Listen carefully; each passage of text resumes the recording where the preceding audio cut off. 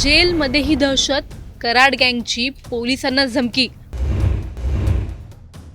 कारागृह की कराडचा अड्डा?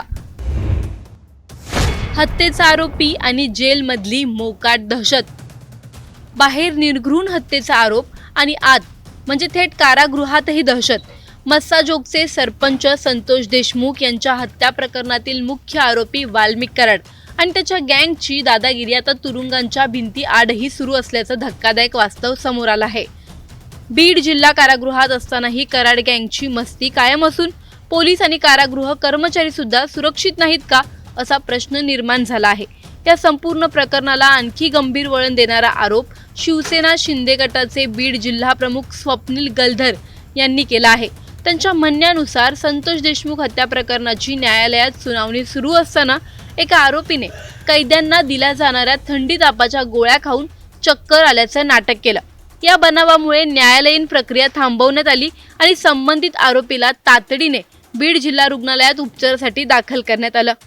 मात्र रुग्णालयात तपासणी केल्यानंतर डॉक्टरांच्या लक्षात आलं, आरोपी प्रत्यक्षात आजारीच नाही, केवळ न्यायालयातून बाहेर पडण्यासाठी आणि यंत्रणेला गंडवण्यासाठी हे नाटक केलं जात होतं. डॉक्टरांनी तत्काळ आरोपीला परत कारागृहात पाठवण्याचे आदेश दिले. पण इथेच प्रकरण अधिकच धक्कादायक होतं. कारागृहात परतल्यानंतर त्या आरोपीने चक्क एका पोलीस कर्मचाऱ्याला जीवे मारण्याची धमकी दिल्याचा आरोप आहे.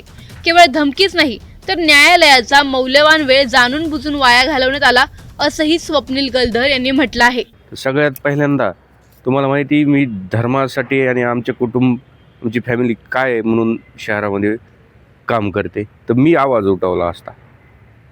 ते पीटर गायकवाड चांगलं काम करत होते म्हणून त्यांच्यावर नाही प्रकारचे आरोप केले, नाही प्रकारच्या नेत्यांना बीड जिल्ह्यात आणलं, विष कालवलं समाजामध्ये, त्यांची बदली केली गेली.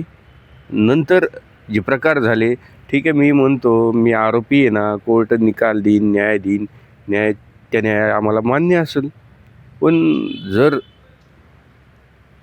काल संतोष अण्णा देशमुख यांच्या प्रकरणाची सुनावणी होती, तर काय चाललं आहे आता? मला बाकीचं जेलच्या त्या वैयक्तिक नैसर्गिक स्वातंत्र्यावर बोलायचं नाही आहे. मला ते बोलायची ती धमकी, ते माज मला तो पटलेला नाही आहे. कुठंतरी ह्यांचा माज तुमच्या फाशीवर आणि तुमची राग बाहेर आल्यावरच संपन्न बरं का. आणि जर अजून काही आला ना घटना, तर मग मी सांगितलं तसंच प्रकार होणार आहे. यावर तुम्ही काय तक्रार वगैरे करणार आहात? तक्रार नक्कीच करणार आहेत. बहुत मुद्दे आहेत.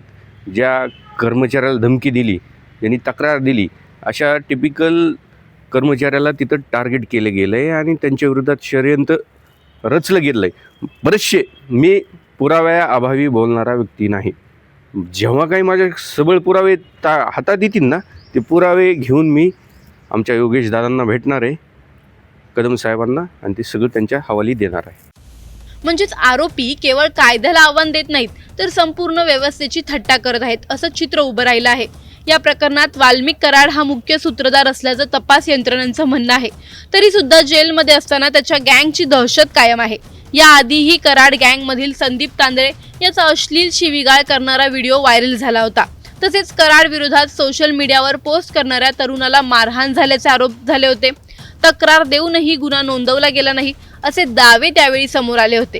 इतकंच नाही तर वाल्मिक कराड लवकरच तुरुंगातून बाहेर येणार असल्याच्या चर्चांनाही भीतीचं वातावरण निर्माण केलं आहे. याला कारणीभूत ठरलेलं व्हायरल कॉल रेकॉर्डिंग आणि राजकीय संदर्भांमुळे प्रकरण अधिकच संवेदनशील बनलं आहे. आज परिस्थिती अशी आहे की हत्या प्रकरणातील आरोपी न्यायालयात आजाराचं नाटक करतो, रुग्णालयात बनाव उघड होतो आणि परत जेलमध्ये पोलिसांनाच जीवे मारण्याची धमकी देतो. मग प्रश्न एकच उरतो, हा आरोपी कायद्याच्या ताब्यात आहे की कायदाच आरोपींच्या ताब्यात आहे?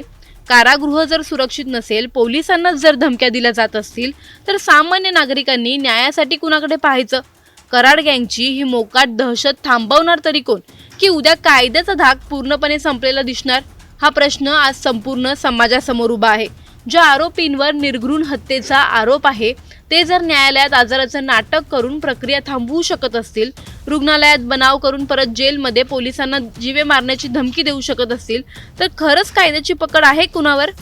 कारागृहात बसूनही जर गुन्हेगारांची दहशत कायम असेल, तर उद्या ते बाहेर आल्यानंतर परिस्थिती काय असेल? हा आरोपी कायद्याच्या ताब्यात आहे की संपूर्ण यंत्रणा त्या आरोपीच्या दबावाखाली आहे? आणि या सगळ्यांची किंमत अखेर सामान्य नागरिकांना मोजावी लागणार आहे का? तुम्हाला या प्रकरणी काय वाटतं? आम्हाला कमेंटमध्ये नक्की कळवा आणि व्हिडिओ आवडल्यास लाईक आणि शेअर करायला विसरू नका. तसंच अशा नवनवीन अपडेट्ससाठी टाइम्स नाऊ मराठीला नक्की फॉलो करा.